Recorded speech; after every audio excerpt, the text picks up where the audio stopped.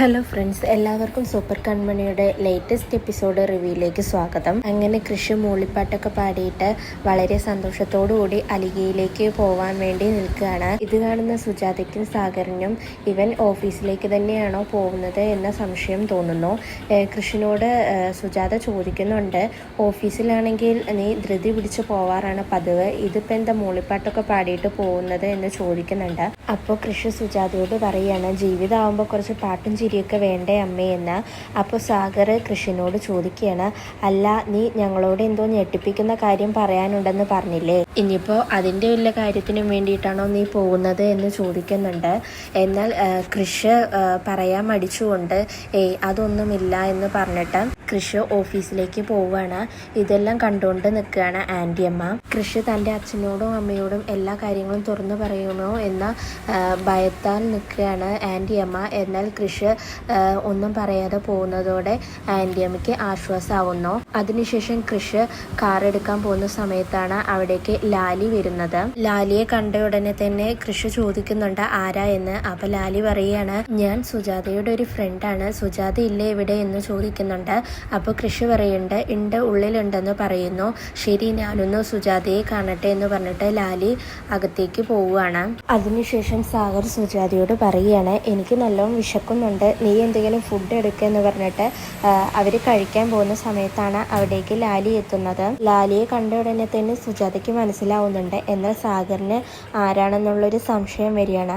സുജാത അപ്പോൾ പറഞ്ഞു കൊടുക്കുകയാണ്, സാഗർ ഇതാണ് ജൂബിലി ഹോസ്പിറ്റലിലെ നേഴ്സ്, അന്ന് ഇവിടെ വന്നിരുന്നില്ലേ, പുറത്ത് വെച്ചിട്ടാണ് നമ്മൾ സംസാരിച്ചത് എന്നൊക്കെ സുജാത പറയുമ്പോൾ സാഗറിന് പെട്ടെന്ന് ലാലിയെ ഓർമ്മ വരുന്നു. അതിനുശേഷം ലാലിയോട് ഇരിക്കാൻ പറയുന്നു. അതിനുശേഷം ലാലിയോട് അവർ വിശേഷങ്ങളൊക്കെ ചോദിക്കുന്നുണ്ട്. പിന്നീട് സുജാത ലാലിയോട് ചോദിക്കുകയാണ്, ചേച്ചി ഇവിടേക്ക് വെറുതെ വന്നതാണോ എന്ന് ചോദിക്കുമ്പോൾ ലാലി പറയുകയാണ്, ഞാനിവിടെ അടുത്ത് വരെ വന്നതാ, അപ്പോൾ ജസ്റ്റ് ഇവിടെ കയറിയേ ഉള്ളൂ, പിന്നെ ചില കാര്യങ്ങളൊക്കെ പറയാനുണ്ട്, നിങ്ങൾ തിരക്കിലാണോ എന്ന് ലാലി ചോദിക്കുന്നുണ്ട്. അപ്പോൾ സുജാത പറയണേ, ഇല്ല ഞങ്ങൾക്ക് തിരക്കൊന്നുമില്ല ചേച്ചി എന്ന് പറയുന്നു. പിന്നീട് സുജാത പറയുകയാണ്, ഞങ്ങളിന്നൊരു യാത്ര പോവാൻ തയ്യാറാവുമായിരുന്നു. അപ്പോൾ ലാലി അവരോട് ചോദിക്കുന്നുണ്ട് എങ്ങോട്ടാ യാത്ര പോകുന്നതെന്ന്. അപ്പോൾ സാഗർ പറയുകയാണ്, ജർമ്മനിയിലേക്ക് പോവുകയാണ് ഞങ്ങളുടെ മോൾക്ക് ഒരു ആക്സിഡൻറ്റ് പറ്റി, അതിനുവേണ്ടി ചികിത്സിക്കാൻ പോവുകയാണ് ഞങ്ങൾ എന്ന് പറയുന്നു. അപ്പോൾ സുജാത പറയുകയാണ്, റോഡിലൂടെ വരുന്ന ഒരു കാറ് അവളെ ഇടിച്ചു, ഇപ്പോൾ അവൾ കോമ സ്റ്റേജിലാണ്, കുറച്ചു കാലമായി അവൾ കോമ സ്റ്റേജിൽ തന്നെ കിടക്കുന്നു എന്നൊക്കെ സുജാതയും സാഗറും കൂടി പറയുമ്പോൾ ലാലി പഴയ കാര്യങ്ങളെല്ലാം ഓർക്കുകയാണ്. ലാലിയും ബാലുവും സുമിത്രയും ബലരാമനും കൂടി എല്ലാവരും കൂടിയിട്ടാണ് ഈ ആക്സിഡന്റ് പ്ലാൻ ചെയ്ത് വർക്കൗട്ട് ചെയ്തത്. ഈ ആക്സിഡന്റ് അവർ ലൈവായി തന്നെ കാണുന്നുണ്ട്. ആ സംഭവങ്ങളെല്ലാം ലാലി ഓർക്കുകയാണ്. ലാലിക്ക് അപ്പോൾ ആകെ പേടിയാവുന്നുണ്ട്. സാഗർ പിന്നെ പറയുകയാണ്, ജർമ്മനിയിലെ ചികിത്സയിലൂടെ എല്ലാം ഭേദമാവുമെന്നാണ് തോന്നുന്നത് എന്ന് പറയുന്നു. പിന്നീട് സുജാത പറയുകയാണ്, ആദ്യത്തെ മകൻ ജനിച്ചപ്പോൾ തന്നെ പോയി, ജീവിച്ചിരിക്കുന്ന 2 മക്കളെയും കരുതലോടെ ചേർത്ത് പിടിച്ചിരിക്കുകയായിരുന്നു, പക്ഷേ ഏതൊരു ദുഷ്ടൻ അവളെ കൊല്ലാൻ നോക്കിയെന്ന് പറഞ്ഞ് സുജാത കരയുകയാണ്. സാഗർ ആണെങ്കിൽ സുജാതയെ ആശ്വസിപ്പിക്കുന്നുണ്ട്. വീണ്ടും സുജാത പറയുകയാണ്, എൻ്റെ ആദ്യമോൻ ജനിച്ചപ്പോൾ തന്നെ അവനെ കാണാതിരുന്നത് നന്നായി, അല്ലെങ്കിൽ അവൻ്റെ മുഖം ഓർത്ത് ഞങ്ങൾ ഇപ്പോഴും സങ്കടപ്പെട്ടേനെ. പിന്നീട് ഞാൻ ആലോചിച്ചിട്ടുണ്ട്, ചേച്ചിയെ കണ്ട് എൻ്റെ മോനെ എവിടെയാണ് മറവ് ചെയ്തിരിക്കുന്നത് എന്നറിഞ്ഞ് അവിടേക്കൊന്ന് എനിക്ക് പോകണമെന്നുണ്ടായിരുന്നു. പക്ഷേ അപ്പോഴേക്കും ഞങ്ങളെ കൃഷിൻ്റെയും കൃപയുടെയും നേർക്ക് ദൈവം തിരിച്ചു വിട്ടു. മനഃപൂർവ്വം മൂത്ത മോനെ ഞങ്ങൾ മറന്നു. അങ്ങനെ ഇരിക്കുമ്പോഴാണ് മൂത്ത മകൻ്റെ സ്ഥാനത്ത് ബലരാമൻ എന്നൊരുത്തൻ വന്നത്. അന്ന് ആ ബലരാമൻ ഞങ്ങളുടെ ജീവിതത്തിലേക്ക് വന്നപ്പോൾ ഞങ്ങൾ ശരിക്കും ഞങ്ങളുടെ മൂത്ത മകനാണെന്ന് വിചാരിച്ചു. ഞങ്ങൾ അങ്ങനെ തന്നെയാണ് അവനെ കണ്ടത്. പക്ഷേ പിന്നീടാണ് ഞങ്ങൾക്ക് മനസ്സിലായത് ഞങ്ങളുടെ കുടുംബം കുളം തോണ്ടാൻ വന്നവനാണ് അവനെന്ന്. അത് മനസ്സിലാക്കാൻ ഞങ്ങൾ വൈകിപ്പോയി. ഞങ്ങളുടെ എല്ലാവരുടെയും നെഞ്ചു തകർത്തു അവൻ. ഇപ്പം അവൻ ജയിലിലാണ്. അവൻ ഇറങ്ങട്ടെ, എന്നിട്ട് വേണം ഇനിയും ചോദിക്കാനുണ്ട് എനിക്ക് അവനോട് എന്ന് പറയുമ്പോൾ സാഗർ പറയുകയാണ്, സുജു മതി, ഇനിയൊന്നും പറയണ്ട. വീട്ടിലൊരാൾ വരുമ്പോൾ അവരോട് നമ്മുടെ വിഷമങ്ങൾ പറഞ്ഞിട്ട് എന്തിനാണ് വെറുതെ അവരെ കൂടി വിഷമിപ്പിക്കുന്നത്. നമുക്കാണെങ്കിൽ ഇനി പോവാനുള്ള കാര്യങ്ങൾ ഒരുപാട് ശരിയാക്കാനുണ്ട്. ഡോക്യുമെന്റ്സ് എല്ലാം റെഡിയാക്കി വെക്കണം, തിരക്കുണ്ട് എന്ന് സാഗർ പറയുമ്പോൾ ലാലി പറയാണ്, ശരിയാണ്, വിദേശത്തേക്ക് പോകാനുള്ള തിരക്കൊക്കെ എന്താണെന്ന് എനിക്കറിയാം. ഞാനൊരു പ്രധാനപ്പെട്ട കാര്യം പറയാൻ വന്നതാണ്. എന്തായാലും നിങ്ങളിപ്പോൾ തിരക്കിലല്ലേ, നിങ്ങൾ പോയി വന്നിട്ട് ഒഴിവ് പോലെ ഞാനൊരു ദിവസം വരാമെന്ന് പറഞ്ഞിട്ട് ലാലി എന്തിനാണ് വന്നതെന്ന കാര്യം പറയാതെ പോവുകയാണ്. ലാലി പോയതിന് ശേഷം സുജാത സാഗറിനോട്, സാഗർ, എനിക്കൊന്നും മനസ്സിലാവുന്നില്ല, അവരെന്തൊക്കെയാണോ ഉദ്ദേശിച്ചത്, അവർക്ക് എന്തൊക്കെയോ പറയാനുണ്ടല്ലോ എന്ന് ചോദിക്കുമ്പോൾ ആൻറ്റിയമ്മ വന്നിട്ട് പറയുകയാണ്, അവരെന്തോ മറയ്ക്കുന്നുണ്ട്, അവരുടെ ഈ വരവ് എന്തോ ദുരൂഹതയുണ്ട്. നിങ്ങളിപ്പോൾ നല്ലൊരു കാര്യത്തിന് വേണ്ടിയിട്ട് പോവുകയാണ്, പക്ഷെ പറയാൻ പാടില്ല. എന്നാലും ഞാൻ പറയാ, ഈ സ്ത്രീയുടെ വരവ് അത്ര പന്തികേടല്ല, എന്തോ ഒന്ന് വരാൻ പോകുന്ന മുന്നോടിയാണ് ഇതെന്ന് ആൻറ്റിയമ്മ പറയുകയാണ്. ഇത് കേൾക്കുന്ന സാഗറും സുജാതയും ആകെ ഷോക്കാവുന്നുണ്ട്. അതിനുശേഷം കൺമണി ഓഫീസിലേക്ക് വരികയാണ്. വരുന്ന സമയത്ത് കൃഷി ഒളിഞ്ഞു നിന്നുകൊണ്ട് പെട്ടെന്ന് കൺമണിയെ കൃഷ്ണമണി എന്ന് വിളിക്കുന്നു. അപ്പൊ തന്നെ കൺമണി ഒരു ചിരിയോടെ പെട്ടെന്ന് തിരിഞ്ഞു നോക്കിക്കൊണ്ട് ചിരിച്ചുകൊണ്ട് എന്താ വിളിച്ചതെന്ന് ചോദിക്കുമ്പോൾ കൃഷി പറയുകയാണ്, കൃഷ്ണമണി എന്നാണ് വിളിച്ചതെന്ന്. പിന്നീട് കൃഷി കൺമണിയോട് ചോദിക്കുകയാണ്, വീട്ടിൽ നിന്ന് ഓഫീസിലേക്കുള്ള യാത്ര എങ്ങനെയുണ്ടായിരുന്നു എന്ന് ചോദിക്കുമ്പോൾ കൺമണി പറയുകയാണ്, ഒരു സ്വപ്ന യാത്രയായിരുന്നു സാർ അത്. ഇതൊരു ഓഫീസ് ക്യാബിൻ യാത്രയാണെന്നൊക്കെ എനിക്കറിയാം, പക്ഷേ ഇത് എനിക്ക് മാത്രമായിട്ടൊരു ക്യാബിൻ, അതൊരു സംഭവം തന്നെ. വീട്ടിലൊക്കെ ഇപ്പൊ ഞാൻ വേറെ ലെവലാ. സാറിന് സർപ്രൈസ് ഒരു 1.5 സർപ്രൈസ് തന്നെ ആയിരുന്നു എന്ന് കൺമണി പറയുകയാണ്. അപ്പോൾ കൃഷി പറയുകയാണ്, 1.5 സർപ്രൈസ് ഒന്നും പോരല്ലോ കൺമണി, ഒരു 2-2.5 സർപ്രൈസ് എങ്കിലും വേണ്ടേ. ഇപ്പോൾ കൺമണി എങ്ങോട്ടാണ് പോകുന്നത് എന്ന് ചോദിക്കുമ്പോൾ കൺമണി പറയുകയാണ്, ഞാൻ ഡിസൈനർ റൂമിലേക്ക് എൻ്റെ സീറ്റിലേക്ക് പോവുകയാണ് സാർ വർക്ക് ചെയ്യാൻ എന്ന് പറയുമ്പോൾ കൃഷി പറയുകയാണ്, എന്നാൽ ഇന്നു മുതൽ കൺമണിയുടെ സീറ്റ് ഡിസൈനർ റൂമിലല്ല, കൺമണിക്ക് ഇന്നു മുതൽ ഒരു പ്രത്യേക ക്യാബിനാണ്, സെപ്പറേറ്റ് ഒരു റൂം ഞാൻ തയ്യാറാക്കിയിട്ടുണ്ട്. എൻ്റെ ക്യാബിൻ്റെ തൊട്ടടുത്ത് തന്നെയാണ് കൺമണിയുടെ റൂമും. ഇതൊക്കെ കൃഷി കൺമണിയോട് പറയുമ്പോൾ കൺമണിക്ക് പെട്ടെന്ന് ഒരു പേടി തോന്നുകയാണ്. കൺമണി എന്തോ ചിന്തിച്ചുകൊണ്ടിരിക്കുമ്പോൾ കൃഷി ചോദിക്കുകയാണ്, എന്താ കൺമണി, എന്താ തനിക്കൊരു സന്തോഷമില്ലാത്തതെന്ന് ചോദിക്കുമ്പോൾ കൺമണി പറയുകയാണ്, ഇല്ല സാർ, എനിക്കിതൊക്കെ കേൾക്കുമ്പോൾ വളരെയേറെ സന്തോഷമുണ്ട്, പക്ഷെ എനിക്ക് എന്തോ ഒരു പേടിയുണ്ട്. എന്നോടുള്ള പ്രത്യേക താല്പര്യത്തിൽ ഒരു പ്രത്യേക പരിഗണന തരുന്നു എന്നുള്ളൊരു സംസാരം വരും ഇവിടെ എല്ലാവർക്കും.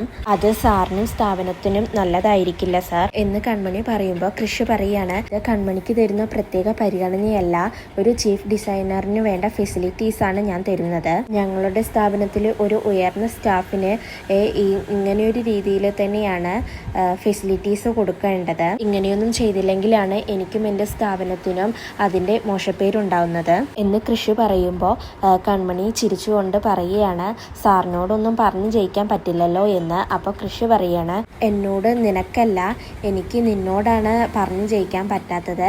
അന്ന് രാജിക്കത്ത് കൊടുക്കാൻ വന്ന സമയത്ത് ഞാൻ എടി എന്ന് വിളിച്ചപ്പോൾ നീ എന്നെ എടാ എന്ന് വിളിച്ചിട്ട് അന്ന് എന്തൊക്കെയാണ് എന്നെ പറഞ്ഞത് എന്ന് കൃഷി ചോദിക്കുമ്പോൾ കൺമണി കൃഷിനോട് പറയുകയാണ്, അതെല്ലാം അപ്പോഴത്തെ ദേഷ്യത്തിന് പറഞ്ഞതാണ് സാർ, സാർ ഇതൊന്നും മനസ്സിൽ വെക്കണ്ട എന്ന് പറയുന്നു. അപ്പോൾ കൃഷി കൺമണിയെ എടി എന്ന് വിളിക്കുമ്പോൾ കൺമണി പെട്ടെന്ന് കൃഷിനെ പോടാ എന്ന് പറയുകയാണ്. പിന്നീട് പറഞ്ഞത് അബദ്ധമായി എന്ന് ഓർത്ത് കൺമണി അപ്പം തന്നെ സോറി എന്നൊക്കെ കൃഷിനോട് പറയുന്നുണ്ട്. കൃഷി, ശരി, എന്തായാലും അത് കേൾക്കാൻ നല്ല രസമുണ്ട്, നമുക്ക് എന്നാൽ ക്യാബിനിലേക്കുള്ള ആദ്യ ഗൃഹപ്രവേശനം നടത്താം എന്ന് പറഞ്ഞിട്ട് കൺമണിയെ ചേർത്ത് പിടിക്കുകയാണ്.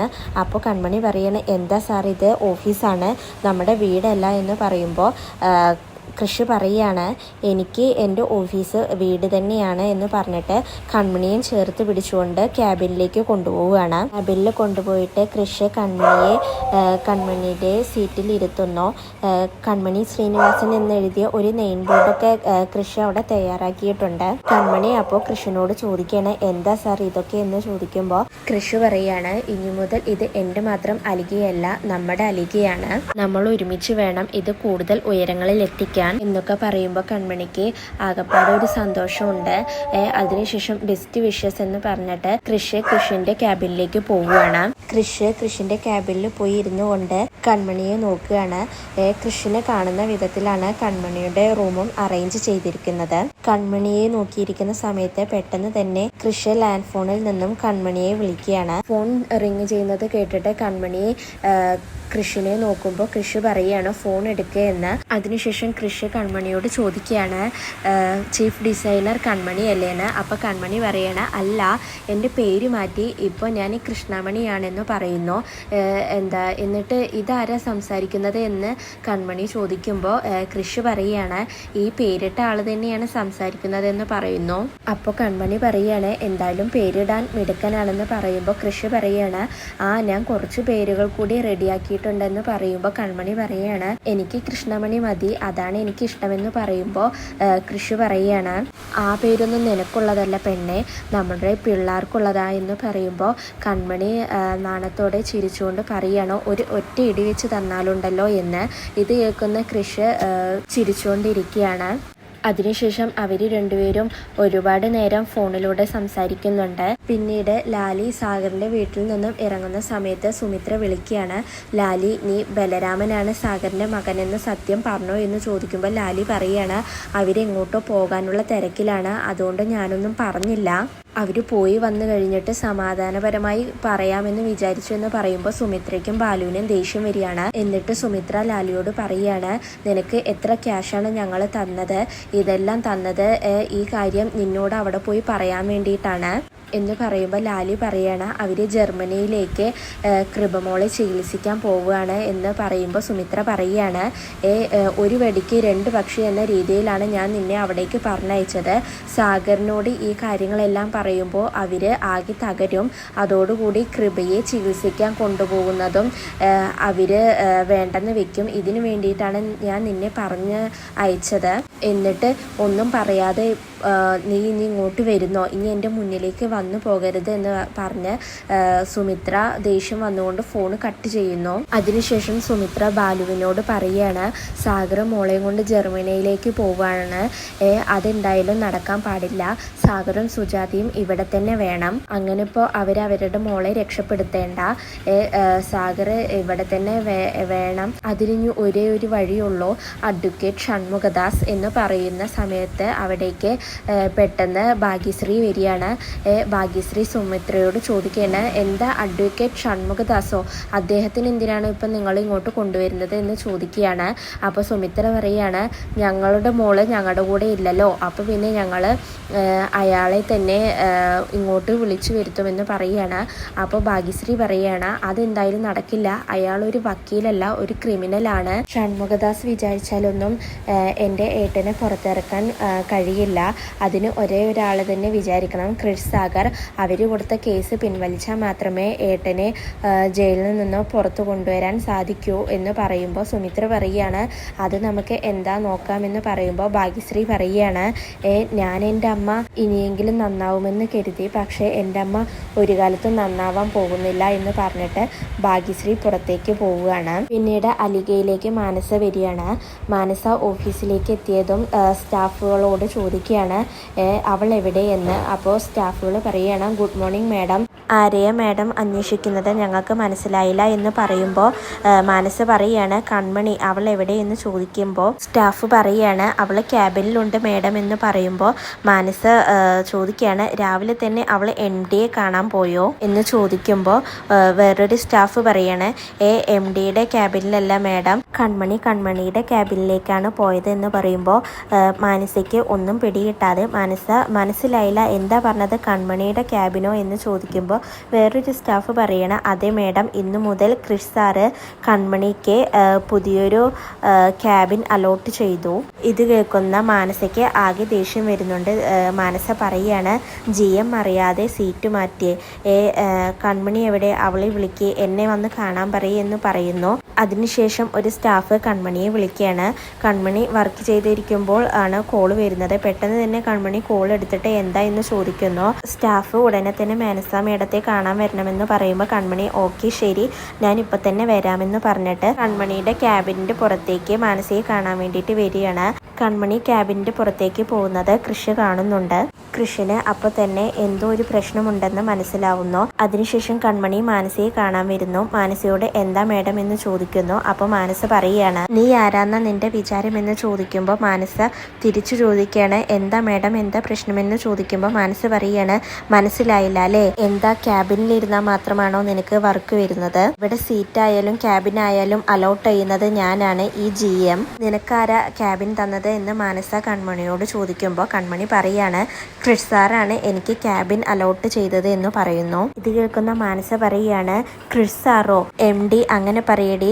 ക്രിഷ് സാർ എന്ന് നിന്റെ മടിയിലിരുത്തിയിട്ടാണോ പേരിട്ടത്? ഇനി MD ഇരിക്കാൻ പറഞ്ഞാൽ നീ എവിടെയും കയറി ഇരിക്കോ എന്ന് മാനസ കൺമണിയോട് ചോദിക്കുകയാണ്. എല്ലാവരുടെ മുന്നിൽ വെച്ചിട്ട് മാനസ ഇങ്ങനെ ചോദിക്കുമ്പോൾ കൺമണിക്ക് ആകപ്പാടെ ദേഷ്യവും സങ്കടവും എല്ലാം വരികയാണ്. ഇതോടുകൂടിയാണ് ഇന്നത്തെ എപ്പിസോഡ് അവസാനിക്കുന്നത്.